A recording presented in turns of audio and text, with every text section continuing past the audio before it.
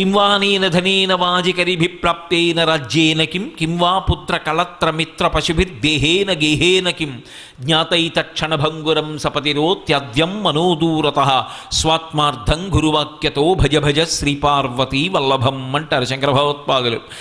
చిట్ట చివరికి తన ఇల్లు, తన బిడ్డలు, తన భార్య, వీళ్ల సంగతి విడిచిపెట్టండి, శరీరమే రాదు.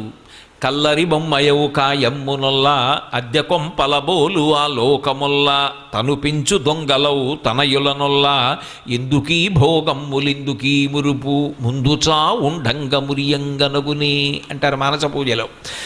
నిర్దాక్షిణ్యంగా తన శరీరమే అగ్నిహోత్రంలో సంస్కరింపబడి కాలిపోతుంటే జీవుడు లేచి చూసుకుని బాధపడతాడు. అప్పుడు ఏమైంది? తనూభవుడు అంటే శరీరము నుండి ఉద్భవించిన వాళ్ళు ఎవరున్నారో వాళ్ళు పంచుకుంటారు దాన్ని. తనతో పట్టుకెళ్ళినది ఏముంది? తాను చేసినటువంటి పాపపుణ్యములు ఏమున్నాయో ఆ ఒక్కటే జోలె తగిల్చుకుని వెళ్ళిపోతాడు.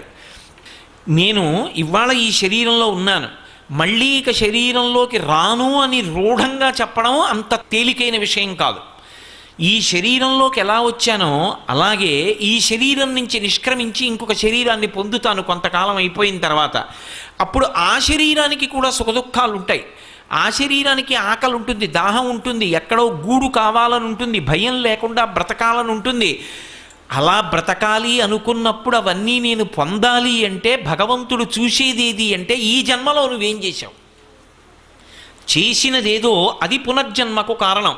ఈ జన్మలో చేసింది వచ్చే జన్మకి కారణం కాదు అని సిద్ధాంతీకరించాననుకోండి, అసలు నేను ఈ జన్మలో జాగ్రత్తగా ఉండవలసిన అవసరం ఎక్కడి నుంచి ఉంటుంది? దీని కొరకు నేను ఏం చేసినా ఈశ్వరుడు పట్టించుకోడు, క్షమిస్తాడన్నాను అనుకోండి, అప్పుడు నాకు అసలు ధార్మికమైన జీవనమునందు అనురక్తి ఎందుకు కలుగుతుంది? అందుకే సనాతన ధర్మం మనకు ప్రాణం ఎక్కడున్నది అంటే పునర్జన్మ సిద్ధాంతంలో ఉంది. నువ్వు చేసినవేవో అవి నువ్వే అనుభవించాలి, అందులో పంచుకోవడానికి ఎవరు రారు. అది నీ శరీరము ఖేదపడుతున్నా, నువ్వు బాధపడుతున్నా అది పంచుకోవడానికి మాత్రం ఎవ్వరు ఉండరు, మళ్ళీ నువ్వే అనుభవించాలి. అన్నప్పుడు ఎంతకాలం ఉండిపోతావు ఈ శరీరంలో? ఉండవు. ఉంటే 80 ఏళ్ళు ఉంటావు, 90 ఏళ్ళు ఉంటావు, వదిలిపెట్టాలి. వదిలిపెట్టిన తర్వాత మరి జీవుడి గతి? అప్పుడు జీవుణ్ణి లెక్కలోకి తీసుకోవాలి.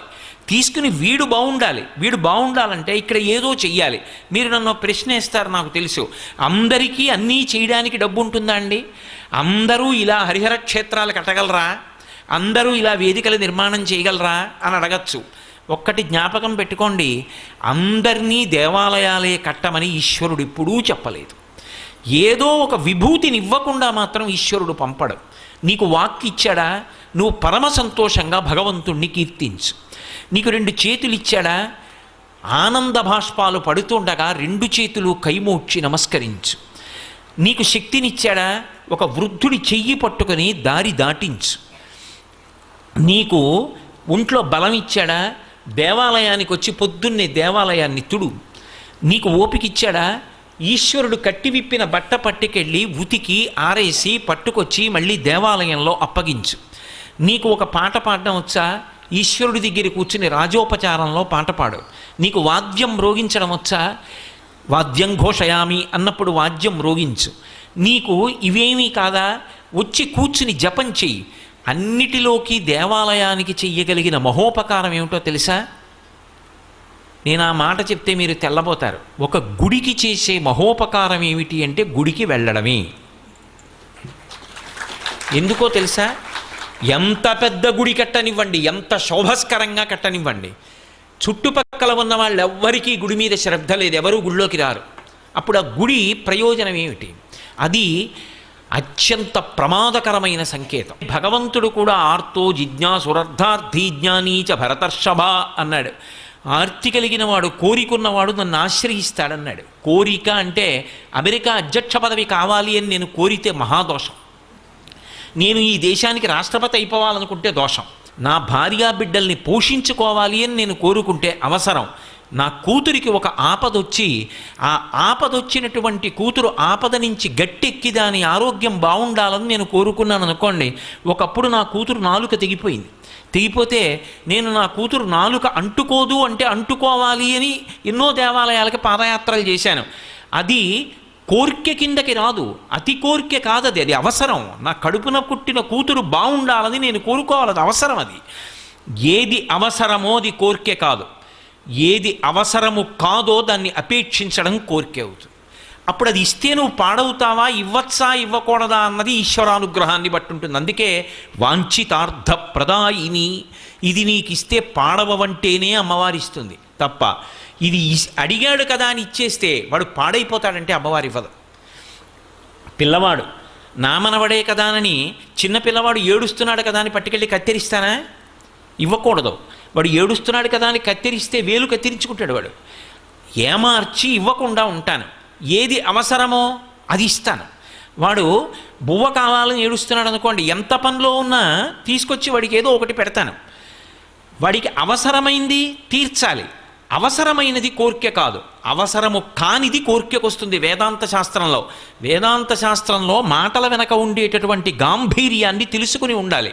కాబట్టి మనకి కావలసినటువంటి ప్రాథమికమైన అవసరములు కూడా తీరలేదనుకోండి, తినడానికి అన్నం కావాలి, బట్ట కట్టాలి, ఉండడానికి ఒక ఆవాసం ఉండాలి. ఇవి ప్రాథమికమైనటువంటి అవసరాలు.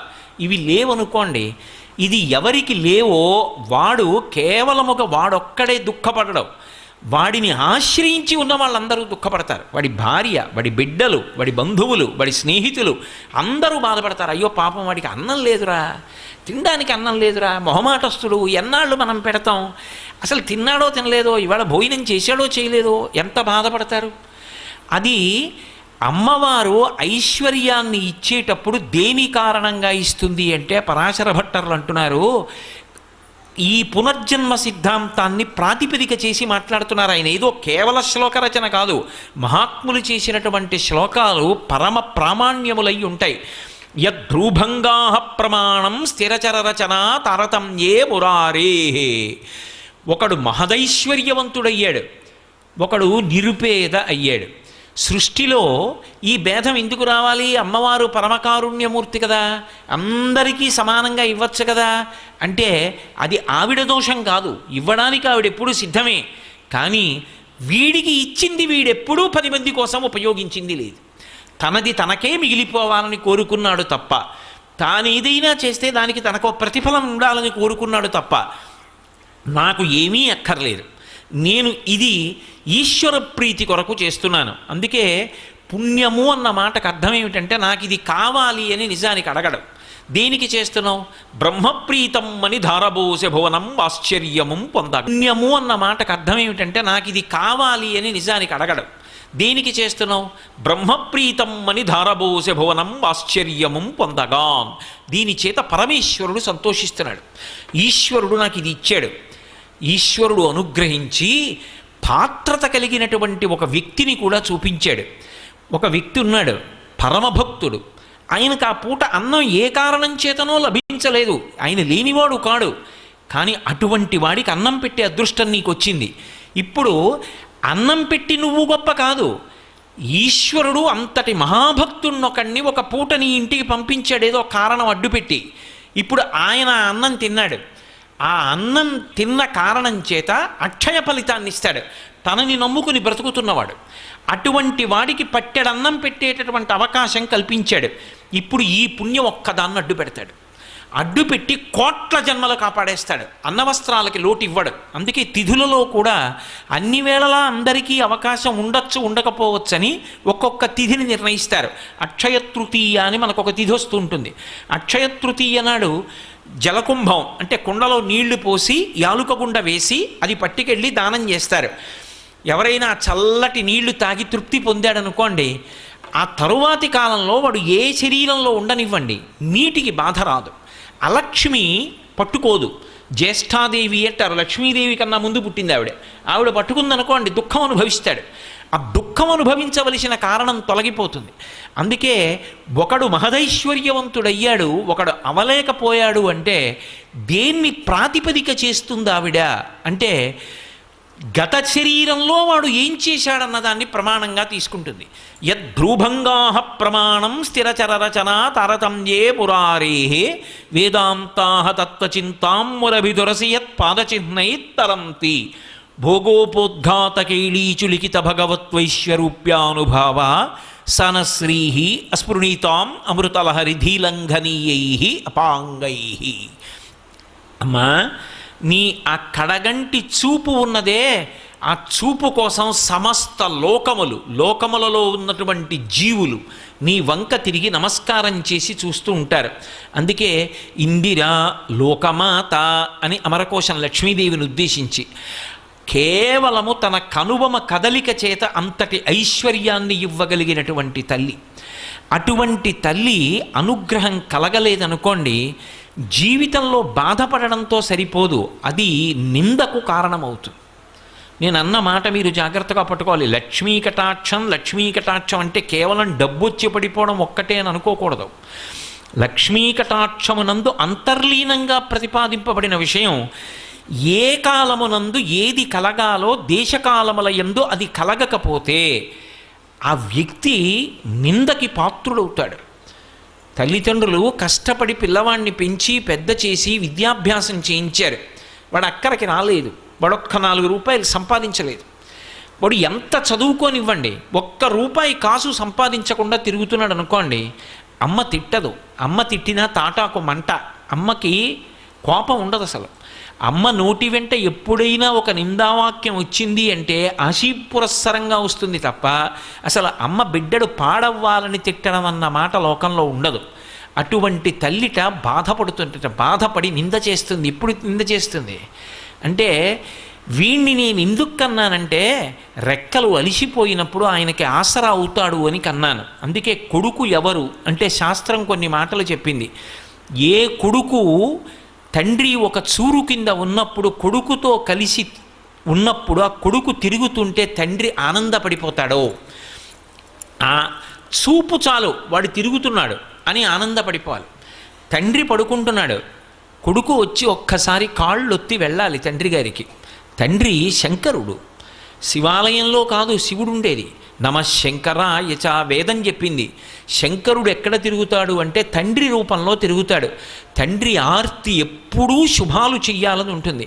నేను పాడైనా పర్వాలేదు, నా కొడుకు సంతోషంగా ఉండాలి అని తండ్రి ఆలోచిస్తాడు. అటువంటి తండ్రి కాళ్ళు ఒత్తడం అంటే పరమేశ్వరుడి కాళ్ళు ఒత్తడం.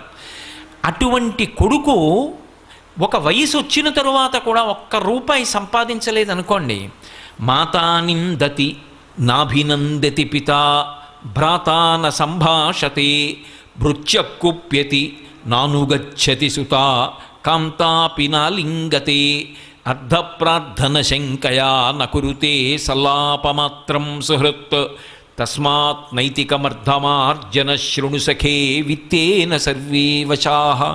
సఖే, ఓ స్నేహితుడా విను అని ఒక ముఖ్యమైన విషయాన్ని ప్రతిపాదిస్తున్నారు. డబ్బు లేకపోతే నిందకి గురైపోతావు. ఎంత డబ్బు అన్న ఆర్తి వద్దు, కానీ సంపాదించాలి, ప్రయత్నం ఉండాలి.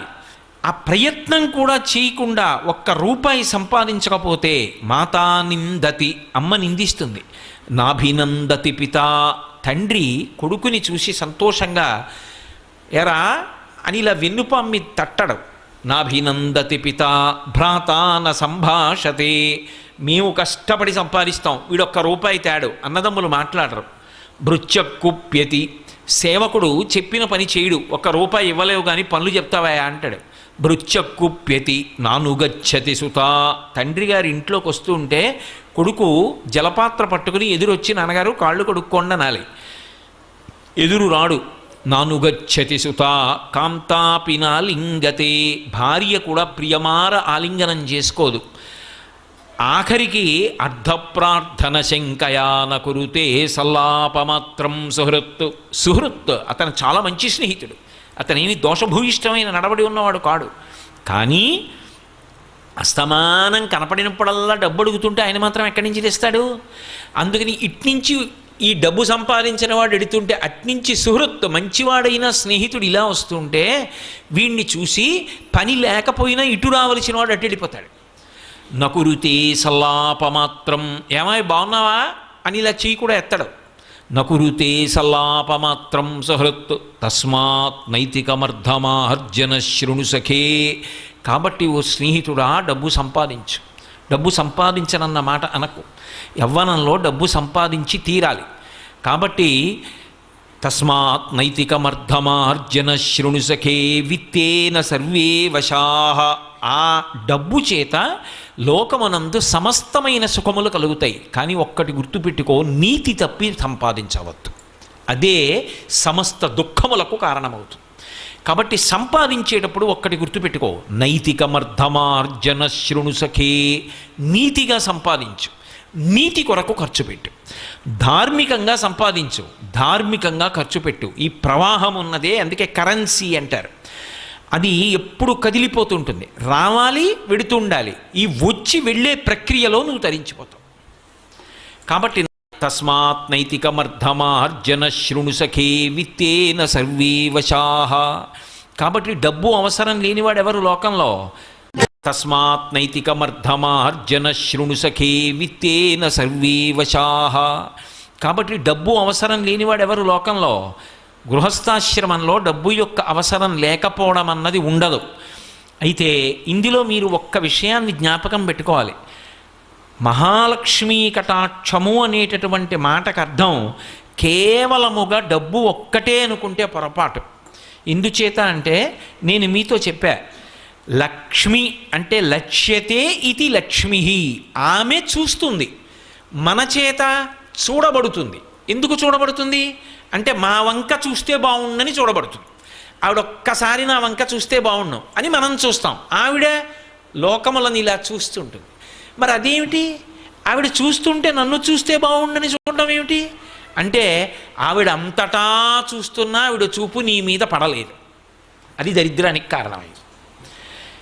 అంతటా చూస్తూ నిన్ను చూడకపోవడం దరిద్రానికి కారణమైతే, అంతటా ఆవిడ చూడడం, అంతటా లక్ష్మిని నింపుతుంటుంది ఆవిడ. అందుకే అసలు కటాక్షము అంటారు. అందుకే ఆవిడ చూపుల చేత పోషిస్తూ ఉంటుంది. లక్ష్మి అంటే లక్ష్మ అని గుర్తుగా ఉంటుంది లక్ష్మి. మీకు నేను ఒక ఉదాహరణ చెప్పాలి అంటే, ఒక ఆయన సభలోకి వస్తున్నారు. అబ్బబ్బబ్బా, మహానుభావుడు ఏమి పాట పాడతారండి, గంధర్వగానం అంటాం కదా, ఎంత గొప్పగా పాడతారండి, ఆయన పాడుతుంటే పక్షులు ఆగిపోతాయండి, ఎంత బాగా పాడతారు. ఇప్పుడు ఆయన అంత గొప్ప గాయకుడు, అంత గొప్ప విద్వాంసుడు, ఆయనకి ఒక పాట వలన అంత కీర్తి వచ్చింది. ఇది ఆయన యందు లక్ష్మ కీర్తికి కారణమైంది, అది కటాక్షం. ఆమె ఆయన యందు అలా చూసి ఆయన కీర్తికి కారణమైంది. ఒక ఆయన సభలోకి వస్తున్నాడు అనుకోండి, మహానుభావుడండి, ఎంతటి పరమభక్తుడండి, ఎప్పుడూ ఈశ్వరుడు ఈశ్వరుడు ఈశ్వరుడు ఈశ్వరుడు, నోరు విప్పితే ఈశ్వరుడు, అసలు ఇంకొకటి అక్కర్లేదండి ఆయనకి, ఎప్పుడు దాని గురించి ఆలోచిస్తూ ఉంటాడు. ఎన్నిటి మధ్యలో ఉన్నట్టు ఉంటాడంతే, సంఘం ఉండదు, ఎప్పుడు ఆలోచన అంతా భగవంతుడి గురించి ఆలోచిస్తాడు. నిద్రపోతుండగా అర్ధరాత్రి లేపండి చెప్పేస్తాడు భగవంతుడి గురించి మీరు ఏమని అడిగితే. నాకు మల్లంపల్లి శరభేశ్వర శర్మ గారని మహానుభావుడు ఒక ఆయన మా ఇంటికి వచ్చి రాత్రి పడుకుని, రాత్రి 2 గంటలకు కూడా కాళ్ళు ఊపుతుంటే మర్నాడు అడిగా ఏమైనా పడుకోలేదా అని. నాకు రాత్రి పార్వతీ కళ్యాణంలో పద్యాలు గుర్తొచ్చాయో అవన్నీ చెప్పారు ఆయన. ఒక్కొక్కరు అలా ఉంటారు, రాత్రింబవళ్ళు భగవంతుడి గురించి ఆలోచన చేస్తూ ఉంటాడు. అటువంటి వాడు వస్తున్నాడు అనుకోండి, అబ్బా ఆయన వస్తున్నారు సభలోకి, ఎంత అదృష్టం అంటాం. ఆయన మన ఇంటికి వచ్చారనుకోండి, ఏమి భాగ్యం, ఇవాళ ఇల్లు తరించిపోయింది, అటువంటి వాడింట్లో అడుగు పెట్టాడంటాం. ఆయన వచ్చి అమ్మ కాస్త పట్టెడు అన్నం పెడతారా అని అన్నం తిని వెళ్ళారనుకోండి, ఎంత మురిసిపోతాం. మనం 365 రోజులు తింటాం, కానీ ఆయన వచ్చి తిని వెళ్ళిన రోజేదో అది జ్ఞాపకం ఉండిపోతుంది. మర్రి చెట్టుకి వ్యూహం అంతా చిన్న గింజలో ఉన్నట్టు ఆ వంశం యొక్క అభివృద్ధి అంతా ఆయన వచ్చి తిని వెళ్ళిన ఒక పూట భోజనంలో ఉంది. ఎందుకని? అంతటి భగవద్భక్తుడు, ఆయన భక్తి, ఆయన లక్ష్మి, ఆయన లక్ష్మీ కటాక్ష